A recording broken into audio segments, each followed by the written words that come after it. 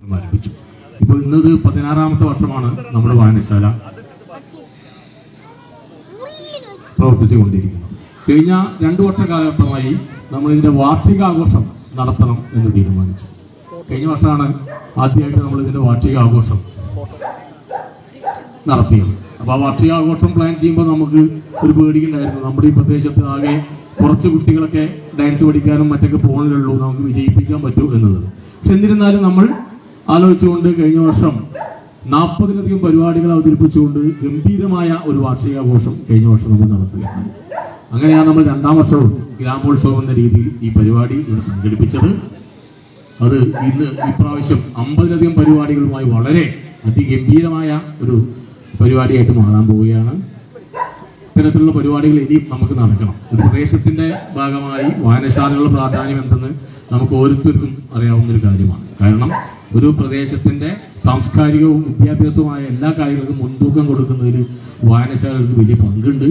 ആ പങ്ക് നമ്മുടെ പ്രദേശത്തുള്ള വായനശാലയെ കൂടെ നമുക്ക് എല്ലാവർക്കും കണ്ടെത്താൻ സാധിക്കണം എന്ന് മാത്രം പറഞ്ഞുകൊണ്ട് നിങ്ങൾ എല്ലാവരെയും ഒരിക്കൽ കൂടി സ്വാഗതം ചെയ്തുകൊണ്ട് ഈ വാർഷിക ആഘോഷം ഇവിടെ നമുക്ക് ഉദ്ഘാടനം ചെയ്യുന്നത് നമ്മുടെ പ്രിയങ്കരനായ കുഞ്ചൻ നമ്പ്യാർ സ്മാരക ചെയർമാൻ സഖാവ് ജയദേവേട്ടനാണ്. അദ്ദേഹത്തെ വളരെ ആദരപൂർവ്വം നിങ്ങൾക്ക് എല്ലാവർക്കും വേണ്ടി ഞാൻ സ്വാഗതം ചെയ്യുകയാണ്. അതുപോലെ തന്നെ വിശിഷ്ടാതിഥിയായി ഇവിടെ പങ്കെടുക്കുന്നത് ജില്ലാ ലൈബ്രറി കൗൺസിലിന്റെ വൈസ് പ്രസിഡന്റായ സഖാവ് വിജയേട്ടനാണ്. വിജയേട്ടനെ നമുക്ക് എല്ലാവർക്കും സുപരിചിതനാണ്. വായനശാലയുടെ പ്രവർത്തനങ്ങൾക്കെല്ലാം ഇവിടെ എത്തി പങ്കെടുക്കുന്ന ഒരാളാണ്. അദ്ദേഹത്തെ വളരെയധികം ആദരപൂർവ്വം ഞാൻ ഈ ആഘോഷ പരിപാടിയിലേക്ക് സ്വാഗതം ചെയ്യും. നമ്മുടെ വാർഡ് കൗൺസിലറായ ഉണ്ണീഷേട്ടൻ ഇവിടെ എത്താം എന്ന് നമ്മൾ അറിയിച്ചതാണ്. അസുഖത്തിന്റെ ഭാഗമായി അദ്ദേഹം പി.കെ. ദാസ് ഹോസ്പിറ്റലായിരുന്നു, ഇപ്പോൾ എത്തിയുള്ളൂ. നമ്മൾ സംസാരിച്ചപ്പോൾ അദ്ദേഹം എല്ലാ ആശംസകളും നമുക്ക് നേർന്നിട്ടുണ്ട്. അദ്ദേഹത്തിനും ഈ ആഘോഷ പരിപാടിയിലേക്ക് സ്വാഗതം ചെയ്യുന്നു. അതുപോലെ തന്നെ 22ാം വാർഡിന്റെ കൗൺസിലറായ സൂര്യ ജയശങ്കർ ഇവിടെയുണ്ട്. അവരെയും വളരെയധികം ആദരവോടുകൂടി സ്വാഗതം ചെയ്യുന്നു. അതുപോലെ തന്നെ നമ്മുടെ വായനശാലയുടെ സഖാവ് മോഹൻ മെമ്മോറിയൽ വായനശാലയുടെ മോഹനേട്ടന്റെ അമ്മയെ വളരെയധികം ആദരപൂർവ്വം സ്വാഗതം ചെയ്യുകയാണ്. ഈ സംഘാടക സമിതിയുടെ ചെയർമാനും കൺവീനറുമായ സഖാവ് ദീപു, സഖാവ് സീമ, ഈ വായനശാലയുടെ ലൈബ്രറിയനായ സഖാവ് ലത, നമ്മുടെ എല്ലാവരും പ്രിയങ്കരനായ സഖാവ് രാജേട്ടൻ, എല്ലാവരെയും ഈ ആഘോഷ പരിപാടിയിലേക്ക് സ്വാഗതം ചെയ്തുകൊണ്ട് ഈ പരിപാടിയുടെ അധ്യക്ഷ സ്ഥാനത്തേക്ക് സഹസംഭവം ചെയർമാൻ സഖാവ് ദീപുവിനെ ക്ഷണിക്കുന്നു. ഒരാളെ വിട്ടുപോയിട്ട് നമ്മുടെ ഇടയിലുള്ള നമ്മുടെ അയൽവക്കമായ ഡോക്ടർ സുരേഷ് കുമാർ സാറാണ്. അദ്ദേഹത്തെ വളരെ ആദരപൂർവ്വം ഞാൻ ഈ ആഘോഷ പരിപാടിയിലേക്ക് സ്വാഗതം ചെയ്യുകയാണ്.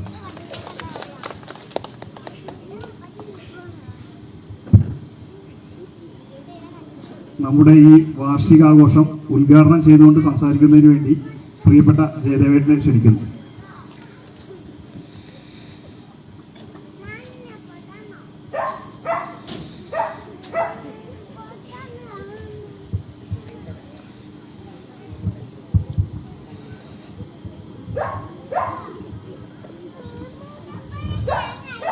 പ്രിയപ്പെട്ട സുഹൃത്തുക്കളെ, ഞാൻ ഒരു അരമണിക്കൂറായി ഇവിടെ വന്നിട്ട്. വന്നപ്പോൾ നിങ്ങളെല്ലാം നല്ല പൊലിവിൽ ഇങ്ങനെ ഇരിക്കുകയാണ്. അപ്പൊ തന്നെ ഞാനിവിടെ പ്രകാശനോടൊക്കെ പറഞ്ഞു, ഇതിന്റെ ഇടയിൽ ഇനി പ്രസംഗിക്കാൻ വന്നാല് സ്വാഭാവികമായിട്ടും ആൾക്കാർ ചോദിക്കും, ഈ ചങ്ങാതി എവിടെ നിന്നാണപ്പാ കെട്ടി എഴുന്നള്ളിച്ച് വന്നിട്ടുള്ളത് എന്ന് തോന്നാനിടയുണ്ട്. കാരണം പ്രസംഗം ആളുകൾക്ക് അത്ര കമ്പുള്ളൊരു കാര്യമല്ല. ഭാഗ്യത്തിന് അതെനിക്ക് നല്ലതുപോലെ അറിയാൻ കേട്ടോ. അതുകൊണ്ട് ഞാനൊരു ദീർഘമായിട്ടുള്ള പ്രസംഗമൊന്നും നടത്താൻ ഉദ്ദേശിക്കുന്നില്ല. ഇവിടെ കുട്ടികളുടെയൊക്കെ പരിപാടികൾ ഇനിയും കുറെ ഉണ്ടെന്നാണ് എനിക്ക് തോന്നുന്നത്. നിങ്ങൾക്കൊരു 10-12 മണി വരേക്കുള്ള എന്താ പറയാ സമയം ഉണ്ടായിരിക്കും. ഏതായാലും എന്നെ ഇവിടെ ക്ഷണിച്ചതിന് നന്ദി. ഞാനൊരു 10-25 കിലോമീറ്റർ അപ്പുറത്തു നിന്നാണ് വരുന്നത്, പൂക്കോട്ടുകാവ് എന്ന് പറയാം.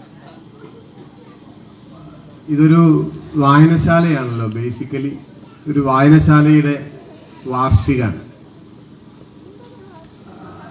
ഈ നാട്ടിലെ ആൾക്കാരെല്ലാം ഈ ഒരു വാർഷികത്തിന്റെ ഭാഗമായിട്ട് ഇവിടെ ഒത്തുകൂടിയിരിക്കുക. എനിക്ക് നിങ്ങളോട് അഭ്യർത്ഥിക്കാനുള്ള ഒരു കാര്യം, ഇവിടെ കുട്ടികളൊക്കെ ധാരാളമുണ്ട്. ചിലപ്പോ ഞാൻ പറയുന്നത് മുഴുവൻ അവർക്ക് ആ മട്ടിൽ മനസ്സിലായി എന്ന് വരില്ല. നന്ന ചെറിയ കുട്ടികളുടെ കാര്യമായി പറയുന്നത്. പക്ഷെ അവരുടെ അമ്മമാർക്കൊക്കെ തീർച്ചയായിട്ടും മനസ്സിലാവും. ഇതൊരു വായനശാലയാണ് എന്നുള്ളത് കൊണ്ട് വായനശാലയുടെ ഏറ്റവും അടിസ്ഥാനമായിട്ടുള്ള കാര്യം വായിക്കുക എന്നുള്ളതാണ് ആണല്ലോ. വേറെ വായനശാലയുണ്ട്, വേറെയും കാര്യങ്ങളുണ്ട്. പക്ഷെ ഒന്നാമത്തെ കാര്യം വായിക്കുക എന്നുള്ളതാണ്. രണ്ടാമത്തെ കാര്യം അതും വായിക്കുക എന്നുള്ളതാണ്. മൂന്നാമത്തെ കാര്യം എന്റെ അഭിപ്രായത്തിൽ അതും വായിക്കുക എന്നുള്ളതാണ്. 4 തൊട്ടിട്ട് വേറെ കാര്യങ്ങളൊക്കെ ഉണ്ടാവും. അപ്പോ ഇവിടെയുള്ള നിങ്ങൾ ഓരോരുത്തരും ഈ വായനശാലയിലെ ആ മട്ടിൽ വേറെ ഒരുപാട് അതുപോലെയുള്ള കാര്യങ്ങളൊക്കെ വായനശാല കൊണ്ടുണ്ട് കേട്ടോ. അതൊന്നും ചെറിയ കാര്യമല്ല. നമുക്കിവിടെ ഒത്തുകൂടാൻ അതൊരു നിമിത്തമില്ല, അത് നല്ലതാണ്. പക്ഷെ വായിക്കുക എന്ന ഒരു കാര്യം നമ്മൾ വേണ്ടതുപോലെ ചെയ്യാറുണ്ടോ?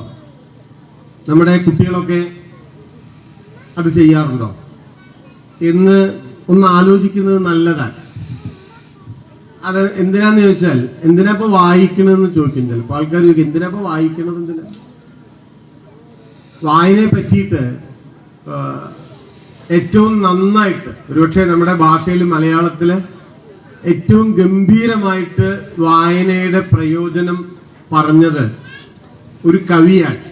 നിങ്ങൾ പലരും കേട്ട് കാണും അദ്ദേഹത്തിന്റെ പേര്, കുഞ്ഞുണ്ണി മാഷ്. മരിച്ചിട്ടിപ്പോ കുറച്ചു കൊല്ലമായി.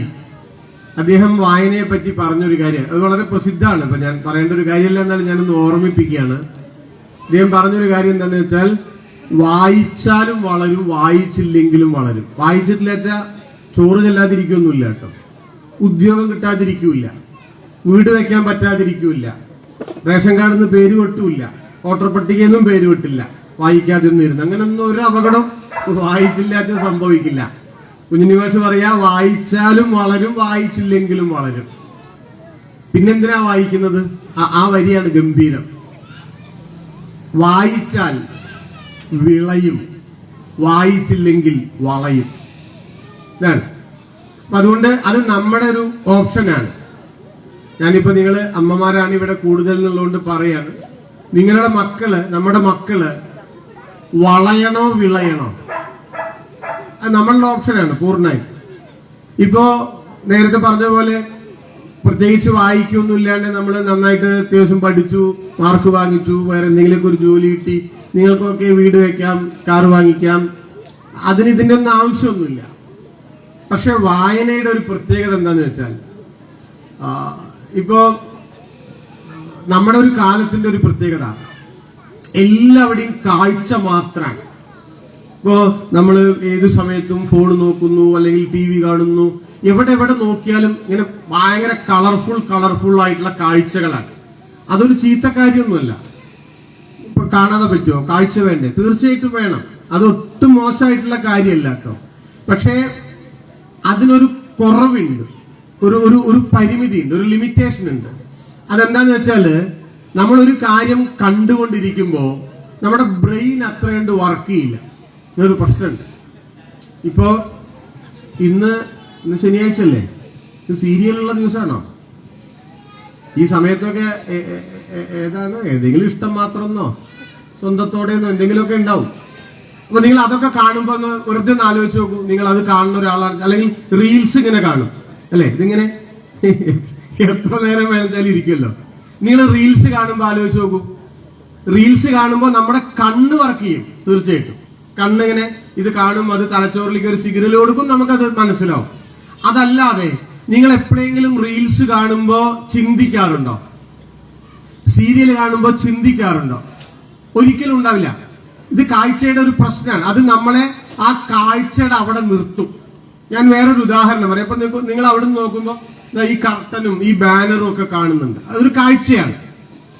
നിങ്ങൾക്ക് ഈ ബാനറിന്റെ അല്ലെങ്കിൽ ഈ കർട്ടന്റെ ഈ ചുമരിന്റെ അപ്പുറത്തുള്ള കാര്യം കാണാൻ പറ്റുന്നുണ്ടോ? ഇപ്പൊ എനിക്ക് ഇവിടുന്ന് കാണുമ്പോൾ അവിടെ കുറച്ച് ആൾക്കാർ നിൽക്കുന്നത് കാണാനുണ്ട്. അതൊരു കാഴ്ചയാണ്. അത് ഒഴിവാക്കിയിട്ട് എനിക്ക് ജീവിതമൊന്നുമില്ല. അങ്ങനെ പറ്റില്ല. പക്ഷെ എന്റെ ആ കാഴ്ചയുടെ പ്രശ്നം എന്താണെന്നറിയോ? ഈ ആളുകൾ നിൽക്കുന്ന അവിടെ എന്റെ ആ കാഴ്ച അവസാനിച്ചു. അതിന്റെ അപ്പുറം എനിക്ക് കാണാൻ പറ്റില്ല. അതിന്റെ അപ്പുറം കാണാൻ പറ്റില്ല, നിങ്ങൾക്ക് ഈ കർട്ടന്റെ പിന്നിൽ കാണാൻ പറ്റില്ല എന്നുള്ളത് കൊണ്ട് അവിടെ ഒന്നും ഇല്ല എന്ന് അർത്ഥമുണ്ടോ?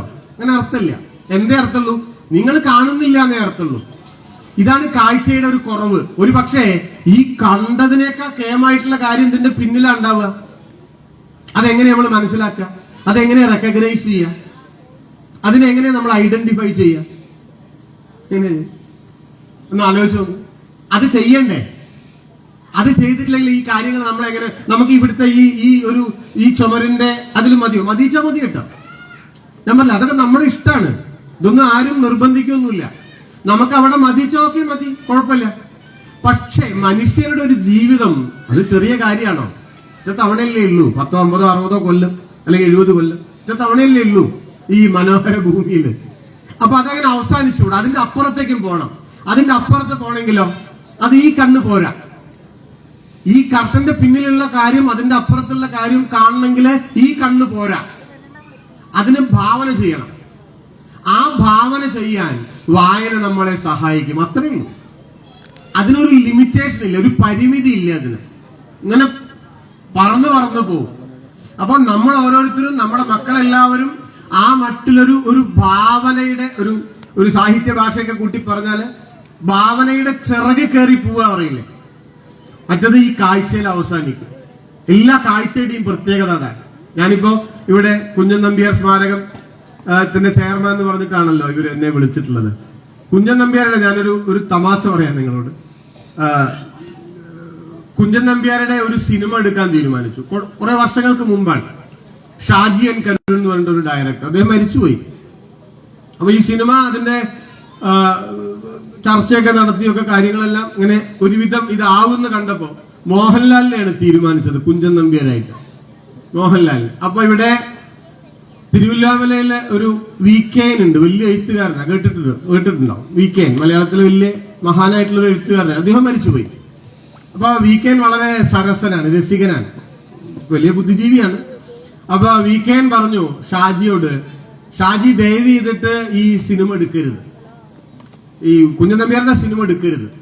അപ്പോ നമ്മളെല്ലാം വിചാരിക്കുന്നത് എന്തോ വലിയൊരു കാര്യമാണ്. പുള്ളി വലിയ കാര്യം തന്നെ കേട്ടോ. മൂപ്പര് പറഞ്ഞൊരു കാര്യം എന്ന് വെച്ചാൽ, ഈ സിനിമ എടുത്തു കഴിഞ്ഞാലുള്ളൊരു പ്രശ്നം, നമ്മുടെ നാട്ടിലുള്ള സകല മനുഷ്യരും പുതിയ കുട്ടികളൊക്കെ കുഞ്ചൻ നമ്പ്യാർ എന്ന് പറഞ്ഞാൽ വലത്തോട്ട് ചെരിഞ്ഞു നടക്കുന്ന ഒരു തടിയനാണെന്ന് വിചാരിക്കും.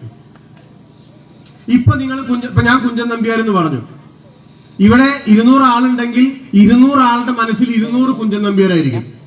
ചിലത് ഉയരം കൂടിയ കുഞ്ചനായിരിക്കും, ചിലർ ഉയരം കുറഞ്ഞ കുഞ്ചന, ചിലർ താടി വെച്ചവനെ ആയിരിക്കും, ചിലർക്ക് കഷണ്ടി ആയിരിക്കും, ചിലർക്ക് കറുത്തിട്ടായിരിക്കും, ചിലർക്ക് വെളുത്തിട്ടായിരിക്കും. എന്താ കാര്യം? നമ്മൾ കുഞ്ചൻ നമ്പ്യാരെ കണ്ടിട്ടില്ല. നമ്മൾ കുഞ്ചൻ നമ്പ്യാരുടെ പടം കണ്ടിട്ടില്ല, നമ്മൾ കുഞ്ചൻ നമ്പ്യാരുടെ ഫിലിം കണ്ടിട്ടില്ല, സിനിമ കണ്ടിട്ടില്ല. നമ്മൾ കുഞ്ചൻ നമ്പ്യാരെ കേട്ടിട്ടേ ഉള്ളൂ, അദ്ദേഹത്തെ വായിച്ചിട്ടേ ഉള്ളൂ, പറഞ്ഞറിഞ്ഞിട്ടേ ഉള്ളൂ. അതുകൊണ്ട് നമ്മുടെ ഭാവനയ്ക്ക് അതിരില്ല.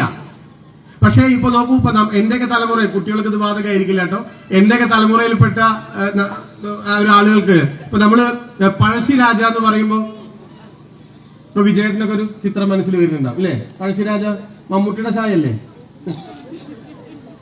എനിക്ക് പഴശ്ശിരാജ എന്ന് പറയുമ്പോ മമ്മൂട്ടിയാ. നമുക്ക് ഉറപ്പുണ്ടോ പഴശ്ശിരാജ എന്തായാലും കറുത്തിട്ടായിക്കൂടെ? പക്ഷെ എന്റെ മനസ്സിലെ പഴശ്ശിരാജ ഒരിക്കലും കറുത്തിട്ടാവില്ല. അതെന്റെ ഭാവന അവസാനിച്ചു. മമ്മൂട്ടി അഭിനയിച്ച പഴശ്ശിരാജ സിനിമ കണ്ടോടുകൂടി എന്റെ മനസ്സിലെ പഴശ്ശിരാജാവ് ഫിക്സ്ഡായി. ഇനി ഒരു മാറ്റമില്ല. ഞാനത് നല്ലതോ ചീത്തയോ എന്നുള്ളതല്ല, എന്റെ ഭാവന മരിച്ചു, അതിനെ കൊന്നു. എല്ലാ കാര്യവും അങ്ങനെ തന്നെ കേട്ടോ. അപ്പൊ കാഴ്ച നമ്മുടെ ഒരു എന്താ പറയാ, ഒരു അവസാനമാണ്, അതിന്റെ അപ്പുറത്തേക്ക് പോവില്ല. ഇന്നത്തെ ഒരു ലോകം നിങ്ങൾ കണ്ടതിന്റെ അപ്പുറത്തും കാണാൻ എന്താ പറയാ, കാണേണ്ടതാണ്. അങ്ങനെ കണ്ടില്ലെങ്കിലോ കാര്യങ്ങൾ ഒട്ടും മനസ്സിലാവില്ല. ഇപ്പൊ പ്രത്യേകിച്ച് ഈ രക്ഷിതാക്കളുടെയൊക്കെ ഒരു വലിയ പരാതി ഉണ്ടാവും, ഈ പിള്ളേരൊക്കെ ഫോണിലാണെന്ന് പറയും അല്ലെ? ഈ പരാതി ഇല്ലാത്ത ഏതെങ്കിലും ഒരു അമ്മ ഉണ്ട് എന്ന് ഞാൻ വിചാരിക്കുന്നില്ല. ഏതെങ്കിലും ഒരു അമ്മ, എന്നാ ഈ അമ്മ എന്താ ചെയ്യുന്നത്? അത് കഥയിൽ ചോദ്യമില്ല. അല്ലെങ്കിൽ അച്ഛൻ എന്താ ചെയ്യുന്നത് അല്ലെ? അത് കഥയിൽ ചോദ്യമില്ല. നമ്മളെല്ലാം പറയാ പിള്ളേരൊക്കെ ഫോണിലാണ്, ഇങ്ങനെ ഈ റീൽസ് ഇങ്ങനെ സ്ക്രോൾ ചെയ്തുകൊണ്ടിരിക്കുകയാണ്, ഏത് സമയത്തും ഇതാണ് എന്നൊക്കെ പറയും. കുട്ടിയായാലും മുതിർന്നതായാലും ഒരുപാട് സമയം ഇങ്ങനെ ഈ കാഴ്ച കണ്ട് കണ്ട് കേട്ട് കേട്ട് തിന്ന് കുടിച്ച് കഴിഞ്ഞുകൂടിക്കൊണ്ടിരിക്കുകയാണ് നമ്മള് നല്ല സുഖമായിട്ട്. ഈ ഒരു അവസ്ഥേനെ നിങ്ങൾ ഈ ഓക്സ്ഫോർഡ് യൂണിവേഴ്സിറ്റി എന്ന് പറഞ്ഞിട്ട് കേട്ടിട്ടുണ്ടോ? വളരെ പ്രസിദ്ധമായിട്ടുള്ള ഒരു യൂണിവേഴ്സിറ്റിയാണ് ഓക്സ്ഫോർഡ് യൂണിവേഴ്സിറ്റി. അവരുടെ ഒരു പ്രസ് ഉണ്ട്, പ്രസിദ്ധീകരണ വിഭാഗമാണ് ഓക്സ്ഫോർഡ് യൂണിവേഴ്സിറ്റി പ്രസ്. അവര് എല്ലാ വർഷവും, ഇത് നല്ലോണം ശ്രദ്ധിക്കണം കേട്ടോ, എല്ലാ വർഷവും അവരൊരു വാക്ക്, ഒരു പർട്ടിക്കുലർ വാക്ക് ആ വർഷത്തെ ഒരു വാക്കായിട്ട് തെരഞ്ഞെടുക്കും. ഈ വർഷത്തെ ഒരു വാക്ക് 2 കൊല്ലം മുമ്പേ 2024 ഓക്സ്ഫോർഡ് യൂണിവേഴ്സിറ്റി പ്രസ് ആ വർഷത്തെ വാക്കായിട്ട് തെരഞ്ഞെടുത്ത വാക്ക് ബ്രെയിൻ റോട്ട് എന്ന് പറഞ്ഞിട്ടൊരു വാക്കാണ്. ഇംഗ്ലീഷ് വാക്കാണ് ബ്രെയിൻ. ബ്രെയിൻ എന്ന് പറഞ്ഞാൽ തലച്ചോറ്, റോട്ട് എന്ന് പറഞ്ഞാൽ ആ റോട്ടി എന്നാണ്. റോട്ട് എന്ന് പറഞ്ഞാൽ ചീഞ്ഞു പോവാന്നാണ് അർത്ഥം. അപ്പൊ ബ്രെയിൻ റോട്ട് എന്ന് പറഞ്ഞാല് തലച്ചോറ് ചീഞ്ഞു പോവാ, അല്ലെങ്കിൽ ദ്രവിച്ചു പോവാന്നെന്തെങ്കിലുമൊക്കെ പറയാം. ഇതാണ് ആ വാക്കിന്റെ അർത്ഥം. ആ വർഷത്തെ വാക്കായിട്ട് അവർ അതാ തെരഞ്ഞെടുത്തത്. എന്താണ് എന്ന് വെച്ചാൽ തലച്ചോറ്, നമ്മൾ ഈ തക്കാളിയൊക്കെ അളിയും പോലെ തലച്ചോറ് ഇതിന്റെ ഉള്ളിൽ കിടന്ന് അളിയോ, അല്ലെങ്കിൽ ക്യാബേജ് ഒക്കെ അങ്ങനെയൊന്നും അളിഞ്ഞു പോവില്ല. അതല്ല ബ്രെയിൻ റോട്ട് എന്ന് പറഞ്ഞാൽ അർത്ഥം. പിന്നെ എന്താണ്, നമ്മൾ ഈ നേരത്തെ പറഞ്ഞ പോലെ ഒരു 24 മണിക്കൂറാണ് ഒരു ദിവസത്തിലുള്ളത്. ഈ 24 മണിക്കൂറിൽ ഒരു 4-5 മണിക്കൂർ സമയം നമ്മളൊരു സ്ക്രീൻ ടൈം എന്ന് പറയും.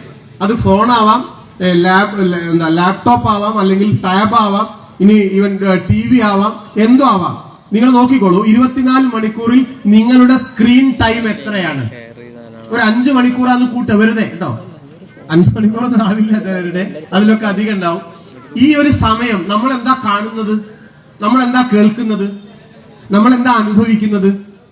യഥാർത്ഥത്തില് ഒരു തരത്തിലും നമ്മുടെ തലച്ചോറിന് ഒരു ജോലിയും കൊടുക്കാത്ത, തലച്ചോറിന് ഒരു വർക്കും കൊടുക്കാത്ത, ചിന്തിക്കേണ്ട ആവശ്യമില്ലാത്ത, ഒരു ഉള്ളടക്കവും ഇല്ലാത്ത, ഒരു ആഴവും ഇല്ലാത്ത, ഒരു പരപ്പും ഇല്ലാത്ത, ഒരു കഥയും ഇല്ലാത്ത കാര്യങ്ങളാണ്. അങ്ങനെ കണ്ടതുകൊണ്ട് സമയം പോകുന്നുള്ളതല്ല പ്രശ്നം. പിന്നെന്താ പ്രശ്നം? തലച്ചോറിനൊരു റോളുണ്ട്. ഏതുപോലെയെന്നറിയോ? നിങ്ങളിപ്പോ ഒരു കാറ് വാങ്ങിയിട്ട് 2 കൊല്ലം അത് സ്റ്റാർട്ട് ചെയ്യാണ്ട് വെച്ചാൽ എന്ത് സംഭവിക്കും? കാറിന്റെ പണി എന്താ? കാറ് നിങ്ങൾ ഓടിക്കണം, നിങ്ങളത് സ്റ്റാർട്ടാക്കണം, അത് പുറത്തേക്ക് ഇറക്കണം, അത് കല്ല് മുള്ളിൽ കൂടെ പോകണം, എന്നിട്ട് അത് തിരിച്ചു വരണം. അങ്ങനെ വരുമ്പോഴാണ് അതിന്റെ പേര് കാറ് എന്നാവുക. നിങ്ങൾ ഷെഡിൽ കയറ്റിയിട്ടാല് 2 കൊല്ലം അത് ഇട്ടാൽ അത് അതിന്റെ മോട്ടോർ വർക്ക് ചെയ്യില്ല കേട്ടോ, മോട്ടോർ വർക്ക് ചെയ്യില്ല. നിങ്ങളൊരു കത്തി 1 കൊല്ലം ഉപയോഗിക്കാതിരുന്നാലോ? നിങ്ങളുടെ കത്തി ഉണ്ടെങ്കിൽ നിങ്ങൾ അതുകൊണ്ട് വെണ്ടയ്ക്ക മുറിക്കണം, നിങ്ങൾ ആപ്പിൾ മുറിക്കണം, നിങ്ങൾ തക്കാളി മുറിക്കണം. അങ്ങനെ മുറിക്കുമ്പോഴാണ് അത് കത്തിയായിട്ട് മാറുക. അതർവൈസ് അത് തുരുമ്പ് പിടിക്കും, അത് ഉപകാരമില്ലാണ്ടാവും. എല്ലാം അങ്ങനെ തന്നെ. നിങ്ങൾ 1 കൊല്ലം ഒരു വീട്ടിൽ താമസിച്ചില്ലെങ്കിൽ അതിൽ ചെതല് വരും, അത് പിന്നെ ഉപയോഗിക്കാൻ പറ്റില്ല, അത് ജീവിക്കാൻ പറ്റില്ല. തലച്ചോറും ഇങ്ങനെ തന്നെയാണ്. ഈ വലുപ്പമുള്ളൂ തലച്ചോറിന്, പക്ഷെ അത് ചെറിയ സാധനമല്ല കേട്ടോ.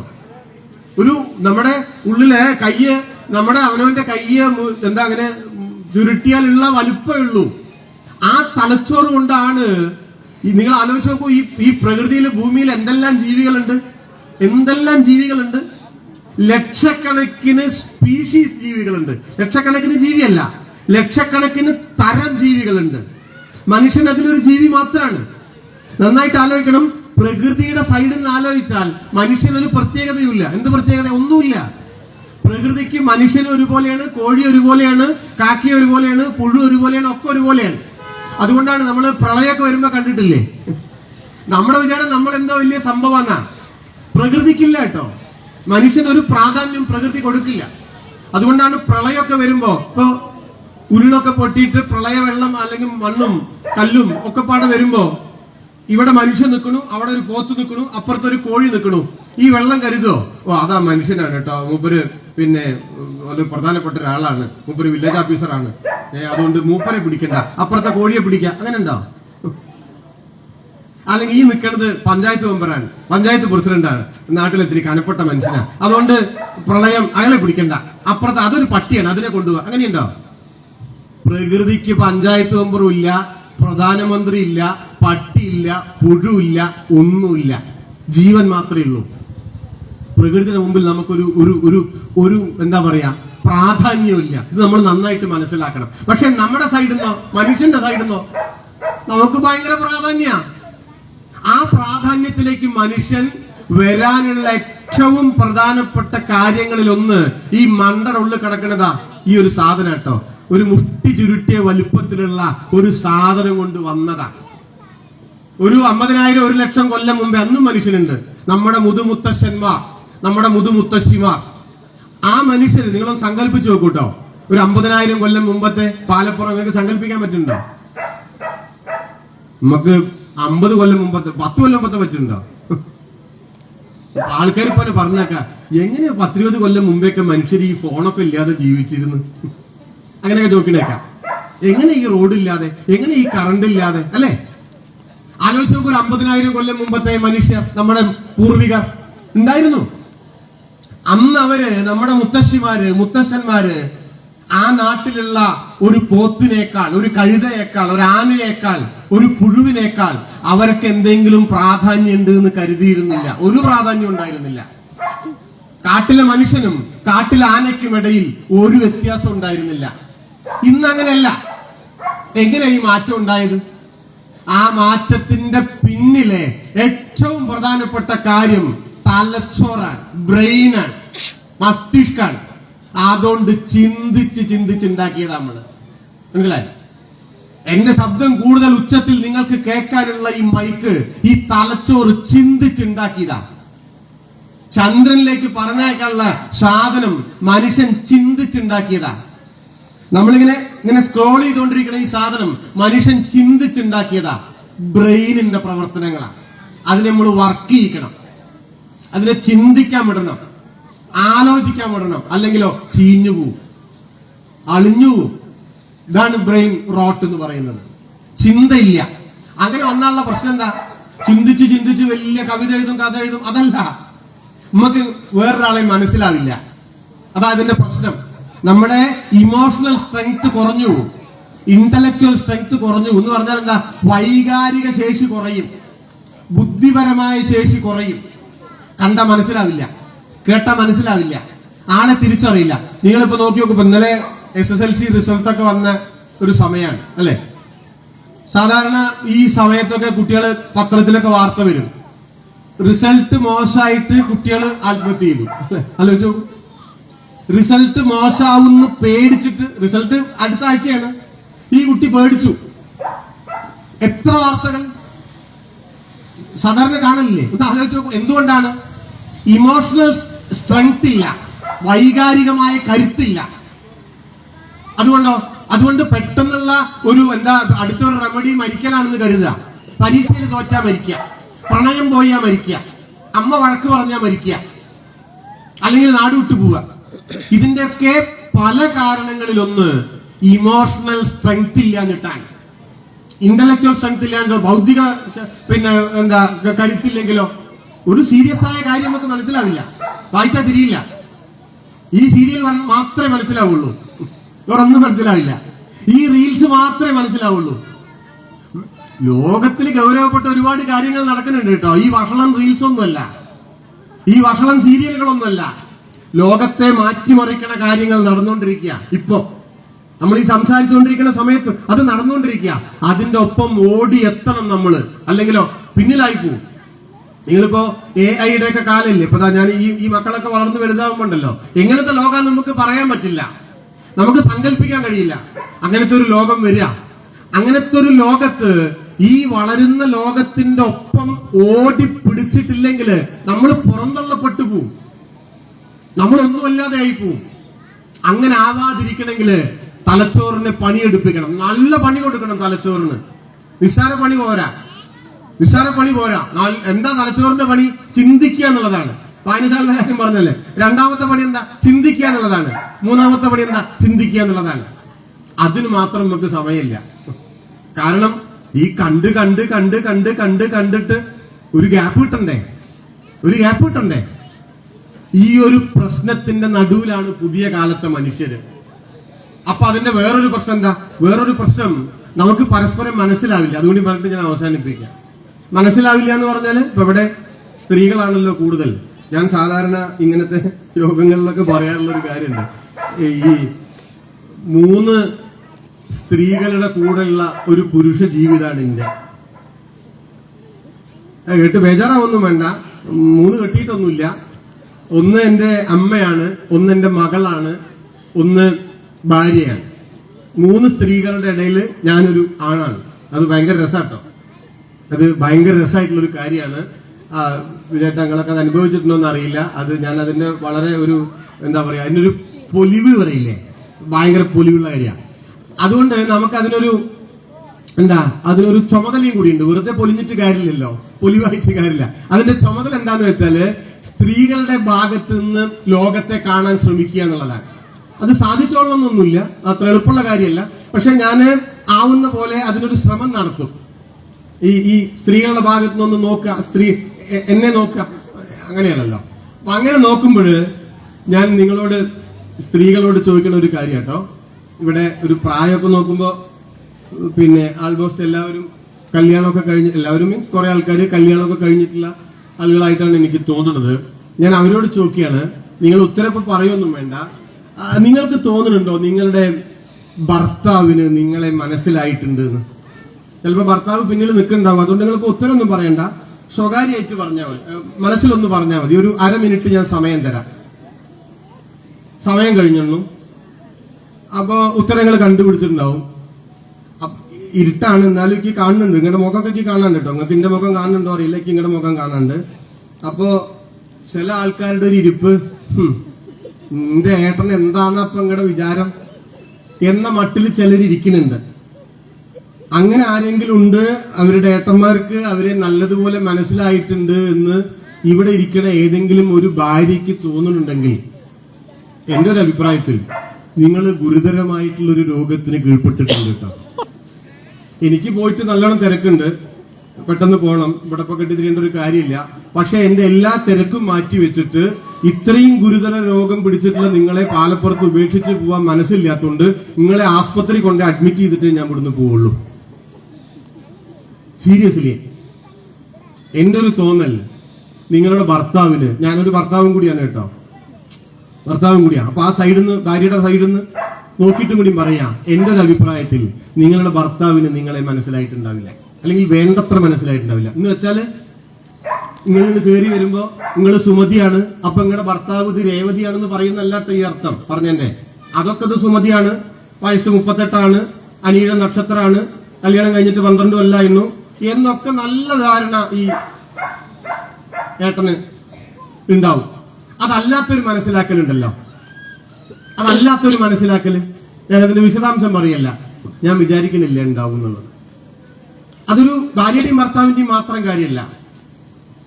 നിങ്ങൾ ഒരു ഓഫീസിൽ ഒരു കളക്ടറേറ്റ് എടുത്തു നോക്കൂ. നിങ്ങൾക്ക് തോന്നുന്നുണ്ടോ പാലക്കാട് കളക്ടറേറ്റിലെ കളക്ടർക്ക് അവിടുത്തെ ഒരു ക്ലാസ് 4 ജീവനക്കാരനെ മനസ്സിലായിട്ടുണ്ടാവുന്നു? ഒരിക്കലും മനസ്സിലാവില്ല കേട്ടോ. പേരറിയണ്ടോ? അല്ലാത്ത അറിവുണ്ടല്ലോ, അല്ലാത്ത അറിവാണ് അറിവ്.